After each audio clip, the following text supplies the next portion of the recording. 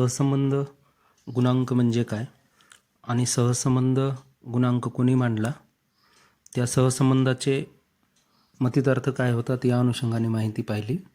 नेमकं Francis Galton यांनी कोरिलेशनची concept मानसशास्त्राच्या अनुषंगाने कशी मांडली होती, पुढे कार्ल पियर्सन यांनी तिला शास्त्रीय स्वरूप कसे प्रदान केले ही देखील माहिती पाहिली. मग कार्ल पियर्सनचा सहसंबंध गुणांक काढायचा कसा, गृहीत माध्य दिलेलं असताना आणि निश्चित माध्यापासून, म्हणजे आपण त्याला ॲक्च्युअल मीनपासून कोरिलेशन कोएफिशियंट कसा काढायचा ते पाहिलं. याचबरोबर अझ्युम मीनपासून कोरिलेशन कोएफिशियंट कसा काढायचा ते देखील आपण पाहिलेलं आहे. आज आपण थोडंसं या कार्ल पियर्सनचा कोरिलेशन कोएफिशियंट आणि त्याबरोबरच काही त्याच्यासोबत ॲडव्हान्स थिंग जोडल्या जातात, जसं की प्रोबॅबल एरर, ज्याला आपण संभाव्य दोष म्हणतो. तो संभाव्य दोष आणि सहसंबंध या अनुषंगाने रिसर्च फॉरकास्टिंग कसं केलं जातं ती माहिती पाहणार आहोत. तर आपण त्या पॉईंटला सुरुवात करूया. आज प्रोबॅबल एरर, ज्याला शॉर्टकटमध्ये P.E असं म्हणतो, त्याचं मराठीमध्ये नाव आहे संभाव्य दोष किंवा संभाव्य विभ्रमाचं. काय कन्सेप्ट आहे बरं ही? तर ही कन्सेप्ट आहे की सांख्यिकीमध्ये आपल्याला दोन पद्माला दिलेले असतात, एक एक्स सिरीज, वाय सिरीज, आणखी काहीतरी नाव असेल तिला, किंवा एखादी रिसर्च समस्या आहे, त्या समस्येच्या अनुषंगाने त्या दोन सिरीज असतात. मग या सिरीजमध्ये आपण काय करतो की गृहीत माध्याच्या आधारे म्हणजेच नमुन्यांच्या आधारे आपण सहसंबंध काढतो आणि त्या सहसंबंधाच्या आधारे त्या दोन सिरीजमध्ये काही रिलेशन आहे का, मग ते असेल तर कसं आहे, आणि मग ते रिलेशनचा कोएफिशियंट किती आला आहे त्या आधारावर आपण तो उच्च दर्जाचा सहसंबंध आहे, निम्न दर्जाचा सहसंबंध आहे किंवा सहसंबंध नाही, मग तो धनात्मक असेल, ऋणात्मक असेल, आणि त्या आधारे संशोधनाचं भाष्य करत असतो. असं करत असताना हा कोरिलेशन किती उच्च दर्जाचा आहे किंवा तो कसा आहे याचा अभ्यास करत असताना त्याच्यासोबत संभाव्य दोष जोडणं आवश्यक आहे, ज्याला आपण प्रोबॅबल एरर म्हणतो. म्हणजे सिरीज ही आपल्या विश्वाचं, ज्याला आपण होल सिरीज म्हणतो, होल पॉप्युलेशनचं प्रतिनिधित्व करतात की नाही नमुने. मग हे करत नसतील किंवा करत आहेत, हे कसं शोधायचं? तर त्यांचं असं म्हणणं आहे की नमुन्यांवर तुम्ही जेव्हा इंटरप्रिटेशन करता ते करत असताना त्याच्यामध्ये काही दोष निर्माण होऊ शकतात, एरर होतात. मग त्या एररला गृहीत धरून त्यांची सांगड घालून जर सहसंबंधाच्या गुणांकाचं विश्लेषण केलं तर तो रिसर्च चांगल्या दर्जाचा होईल किंवा त्या आधारे काढलेले निष्कर्ष हे जास्त सत्यशील असतील असं या सांख्यिकीमध्ये म्हणण्यात येतं. म्हणून मग आपण त्या संभाव्य विवरणचा अभ्यास करणार आहोत. काय सांगितलं जातं या कन्सेप्टच्या संदर्भात? तर हिच्या संदर्भात असं सांगितलं जातं की कोणतीही पद्माला संबंधित सांख्यिकीय क्षेत्राची नमुना रूपाने प्रतिनिधित्व करत असते, म्हणून पद्मालेसंदर्भात किंवा नमुन्यासंदर्भात काढलेले निष्कर्ष संपूर्ण सांख्यिकीय क्षेत्रासाठी लागू पडतील किंवा नाही हे स्पष्टपणे सांगता येत नाही, कारण प्राप्त केलेला सहसंबंध गुणांक हा पूर्ण सांख्यिकीय क्षेत्रापेक्षा कमी किंवा जास्त असू शकतो. अशा वेळी सहसंबंध गुणांकाची high level and low level limit, म्हणजे उच्चतम सीमा आणि न्यूनतम सीमा ठरविणे आवश्यक असते. म्हणजे सहसंबंध गुणांकामधील संभाव्य दोष शोधून काढावा लागतो. तो ज्या अंकाने प्राप्त केला जातो त्याला संभाव्य दोष किंवा संभाव्य विभ्रम असे म्हणतात. याचा अर्थ काय की आपली जी पद्माला आहे ती आपल्या पद्माला म्हणजे नमुने आपल्याजवळ जे आहेत ते आपल्या पूर्ण सांख्यिकीचं प्रतिनिधित्व करतात की नाही. जसं की भारताची लोकसंख्या 121 कोटी आहे, त्यापैकी 10च लोकांचा आपण अभ्यास केला, 10 नमुने निवडले आणि त्या आधारे सांगितलं की भारतीयांचं वर्तन असं असं असतं. तर मग या 10 नमुन्यांच्या आधारे आपण 121 कोटी लोकांबद्दल बोलतोय, तर हे नमुने 121 कोटी जणांचं प्रतिनिधित्व करतील बी आणि नाही देखील. म्हणून मग ते करणार आहेत की नाही हे कसं तपासायचं? तर त्या नमुन्यांच्या संदर्भात प्रोबॅबल एरर काढायची आणि त्या प्रोबॅबल एररच्या वरून आपण जो कोरिलेशन कोएफिशियंट आहे त्याची उच्चतम सीमा न्यूनतम सीमा ठरवायची आणि ही सांगड घातली असता कोरिलेशन कोएफिशियंटद्वारे केल्या जाणारं भाष्य हे जास्तीत जास्त सत्यतेच्या कसोटीवर आधारित निघणार आहे. म्हणून मग या कन्सेप्टचा आपल्याला अभ्यास करणं आवश्यक आहे. आणि मग हा प्रोबॅबल एरर ज्या अंकांनी शोधला जातो त्याला संभाव्य विभ्रम असं म्हणतात. काही अंक दिलेले आहे त्याच्यामध्ये. काय सूत्र आहे या संभाव्य विभ्रमचं किंवा प्रोबॅबल एररचं? तर याचं सूत्र आहे P.E, जसं आपल्या स्क्रीनवर दिसतंय आपल्याला. P.E is equal to 0.6745 0.6745 in bracket 1 minus r square bracket close divided by √n. याच्यामध्ये काय अर्थ होतात या फॉर्म्युल्यामध्ये? इथे ज्या बाबी आहेत फॉर्म्युल्यातल्या त्यापैकी Pe बरोबर संभाव्य दोष, 0.6745 बरोबर एक स्थिर मूल्य आहे, ज्याच्या आधारे आपण हा संभाव्य दोष काढतो. आणि स्मॉल आर बरोबर सहसंबंध गुणांक आहे, असा हा फॉर्म्युला सांगितला जातो. मग या फॉर्म्युल्या आधारे काय निष्कर्ष काढले जातात किंवा या संभाव्य दोषच्या आधारे कसं भाष्य करायचं, तर ते निष्कर्ष किंवा या संभाव्य दोषचे कन्क्लुजन कसं काढलं जातं, त्याचे काही 3 नियम आहेत. पहिला नियम असा आहे की जेव्हा सहसंबंध गुणांकाचे उत्तर संभाव्य दोषापेक्षा जास्त असते, म्हणजेच याचा अर्थ correlation coefficient r is greater than probable error, r is greater than p dot e, तेव्हा त्या घटकातील सहसंबंध लक्षणीय असतो. म्हणजे आपल्या ज्या चुका आहेत त्या चुकांपेक्षा आपला सहसंबंध गुणांक जर जास्त असेल तर त्या दोन सिरीजमधील सहसंबंध लक्षणीय आहे. दुसरा निष्कर्ष असा निघतो याचा की जेव्हा सहसंबंध गुणांकाचे उत्तर संभाव्य दोषापेक्षा कमी असते, म्हणजे वर जो बाब आहे त्यापेक्षा उलट पोझिशन जर आली, समजा r is less than PE, किंवा दुसऱ्या भाषेमध्ये आपण असं म्हणू शकतो की probable error is greater than correlation coefficient, म्हणजेच आपल्या चुका जर जास्त झाल्या असतील तर त्या अशा वेळेस त्या दोन घटकामधील सहसंबंध लक्षणीय नसतो. आणि तिसरा निष्कर्ष असा सांगितला जातो, हा फार महत्त्वाचा आहे, जेव्हा सहसंबंध गुणांकाचे उत्तर संभाव्य दोषापेक्षा 6 पट जास्त असतं, म्हणजे जर संभाव्य दोषांना 6 ने गुणाकार केला आणि त्याचं जे मूल्य येईल त्यापेक्षा देखील आपला कोरिलेशन कोएफिशियंट म्हणजे आरचं मूल्य जर जास्त असेल तर त्या दोन घटकांमधील सहसंबंध गुणांक हा किंवा सहसंबंध रिलेशन ही मोठ्या प्रमाणात लक्षणीय असते. म्हणजे सहसंबंधाचं उत्तर जे आलंय ते संभाव्य दोषांना 6 ने गुणाकार करून येणाऱ्या उत्तरापेक्षा जर जास्त असेल तर तो संबंध हा मोठ्या प्रमाणात लक्षणीय असतो. पुढे पाहू, आता आपण एक उदाहरण घेऊया आणि त्या उदाहरणाच्या आधारे सहसंबंध गुणांक काढू, संभाव्य दोष देखील काढू आणि नंतर मग त्या दोन पदमालेमध्ये सहसंबंध आहे का ते तपासूया.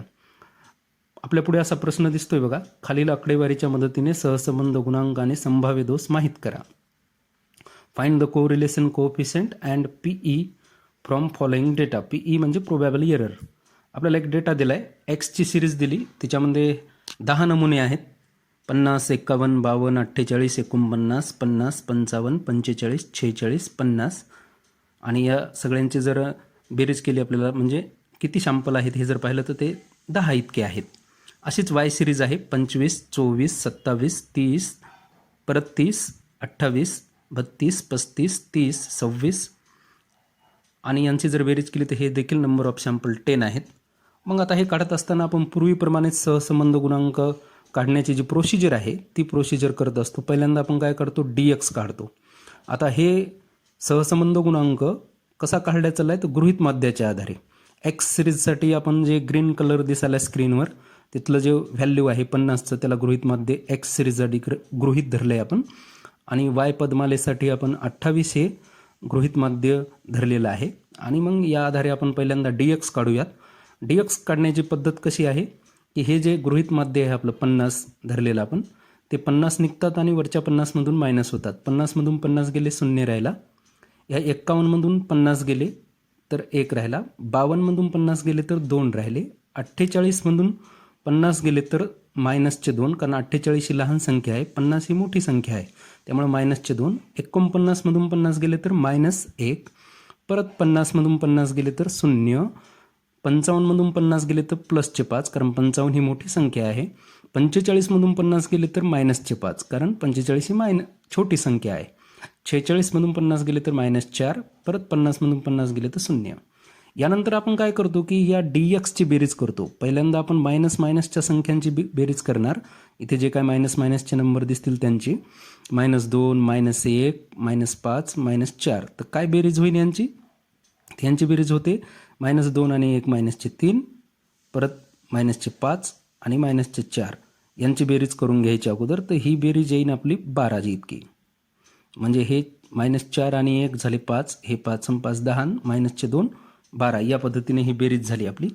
मग हे -12 आणि प्लसच्या संख्यांची बेरीज करून घ्यायची. प्लसच्या संख्या किती आहेत आपल्याकडे? 1 2 3 झाले ते, परत 5 आहे तिथे, म्हणजेच 5 आणि 3 किती झाले? 8 झाले.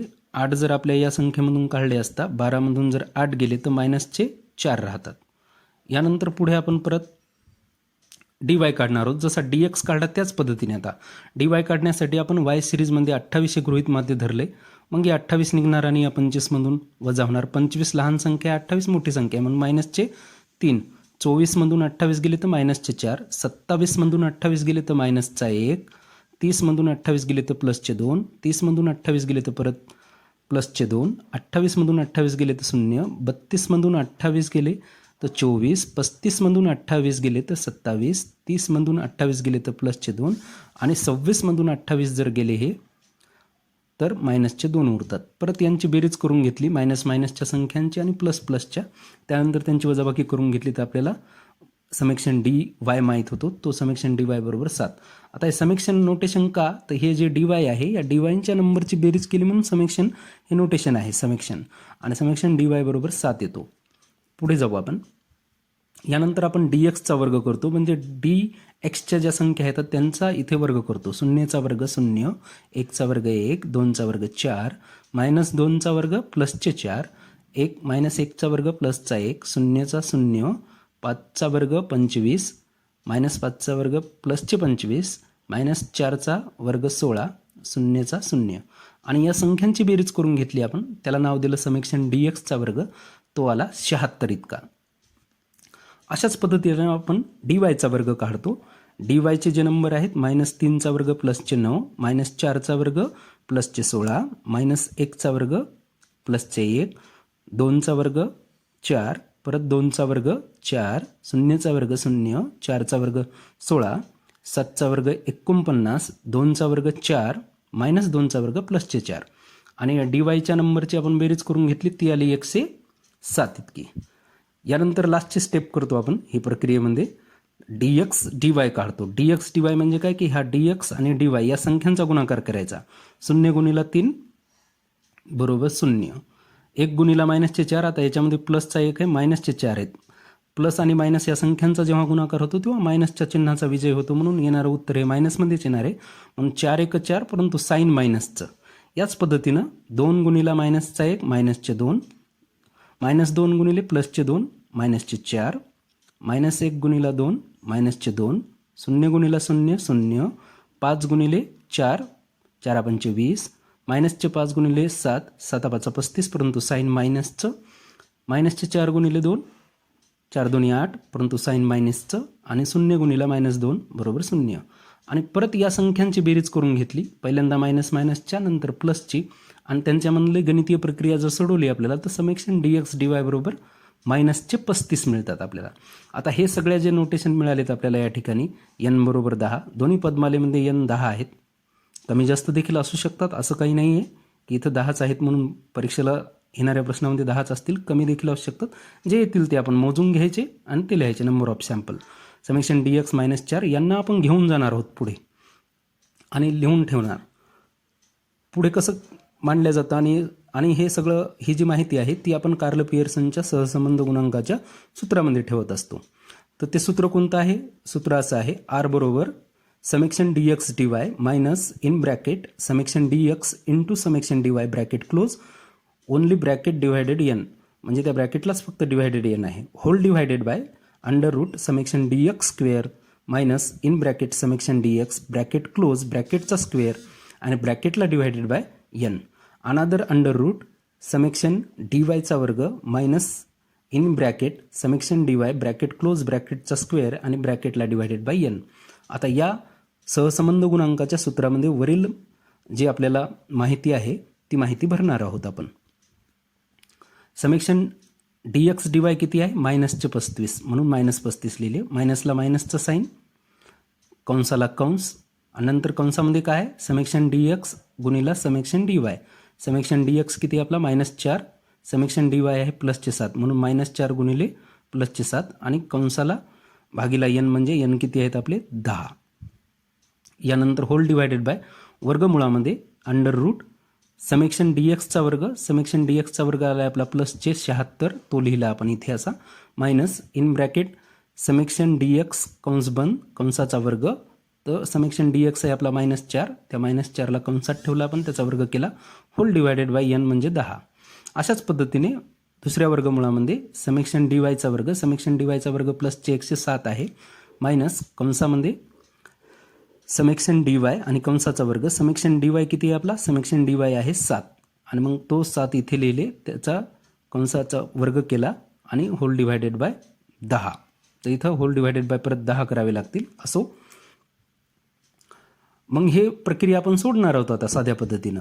तर मायनसचे 35ला मायनसचे 35, मायनसला मायनस. आता या 4 मायनसचे 4 आणि प्लसचे 7चा गुणाकार 7 चौक 28, परंतु साईन मायनसचं म्हणून -35 मायनस कंसामध्ये -28 डिवायडेड बाय 10. वर्गमुळामध्ये 76ला 76 जसाल तसे लिहिले. -4चा वर्ग केला तर तो प्लसचे 16 येतून त्या 16ला डिवायडेड बाय 10. परत मग दुसऱ्या वर्गमुळामध्ये 107ला 107 लिहिले आपण. 7चा वर्ग केला, 7चा वर्ग 49, त्याला डिवायडेड बाय 10. पुढे जाऊ आपण. मायनस वरची प्रक्रिया करूया अगोदर. -35ला -35 ठेवले. आता हे मायनस आणि हे मायनस यांच्या दोघांमध्ये कंस आहे, याचा अर्थ या दोघात गुणाकार होतो. मायनस गुणिला मायनस प्लस म्हणून प्लस, आणि 28ला 10 भाग दिला तर किती होतो? तो 2.8 म्हणून 2.8 लिहिले आपण. डिवायडेड बाय अंडर रूट 76ला 76, 16ला 10 भाग दिला तर 1.6.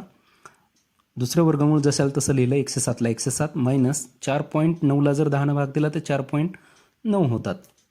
असो, पुढे पाहूया आपण. मग आता मागची प्रक्रिया आपण सोडणार. आता या मायनसचे 35 आणि प्लसचे 2.8 यांची वजाबाकी केली तर ते उत्तर किती येतं?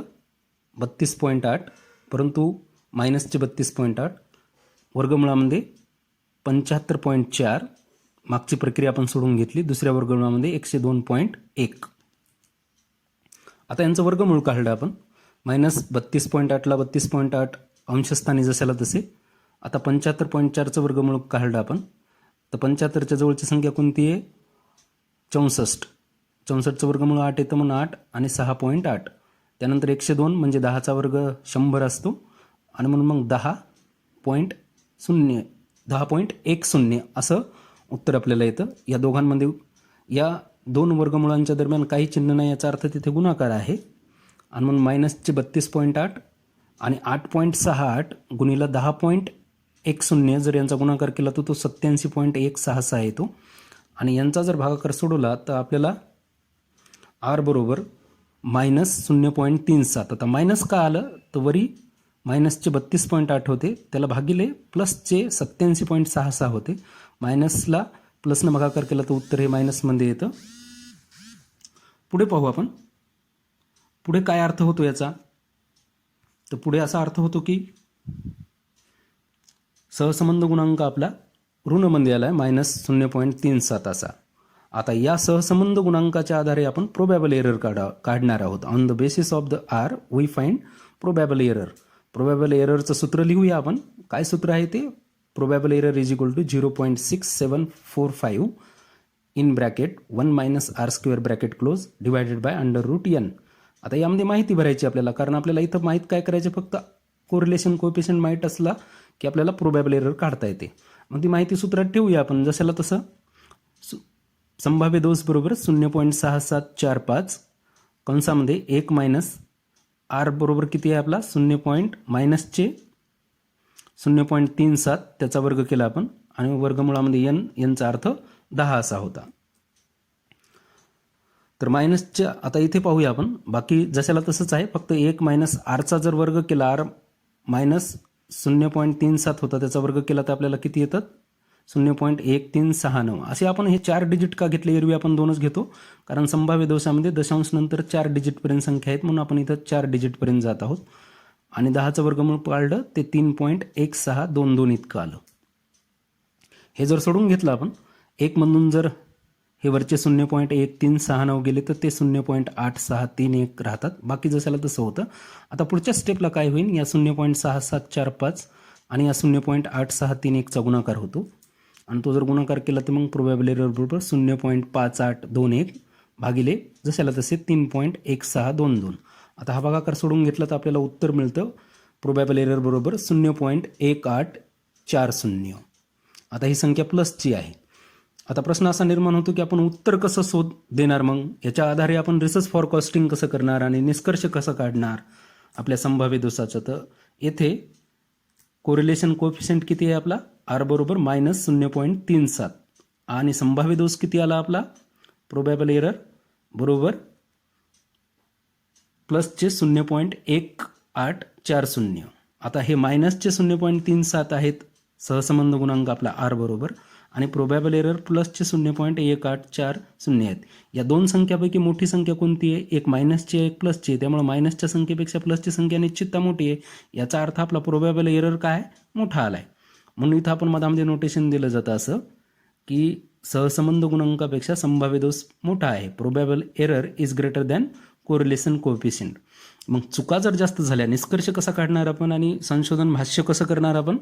तर ते भाष्य असं करत असतो की समजा संभाव्य दोषच नाही, एरवी पण आपण असा विचार केला की आपण एखादं काम करतोय आणि त्याच्यामध्ये आपल्या चुका जास्त झाल्यात, तर ते काम सुपिरियर आहे का? मग नाही आहे. लक्षात घेण्यासारखं काम आहे का? नाही आहे. आणि म्हणून मग संभाव्य दोष जर सहसंबंध गुणांकापेक्षा मोठा असेल तर आपला सहसंबंध हा लक्षणीय नसतो. म्हणून वर देण्यात आलेल्या एक्स आणि वाय या चलांमध्ये लक्षणीय सहसंबंध नाही असा त्याचा अर्थ होतो. हे कोण्या आधारावर भाष्य केलं आपण? ते मागे आपण जे संभाव्य दोषाचे निष्कर्ष पाहिले होते त्याच्या आधारावर. तर विद्यार्थी मित्रांनो, इथे ही कन्सेप्ट संपली. यानंतर या संदर्भात जे काही प्रॅक्टिसचे प्रश्न आहेत ते मी तुम्हाला गुगल क्लासरूमवर देईन, ते तुम्ही सोडवा. याचबरोबर त्यांची उत्तरं देखील देईल. धन्यवाद. थँक्यू.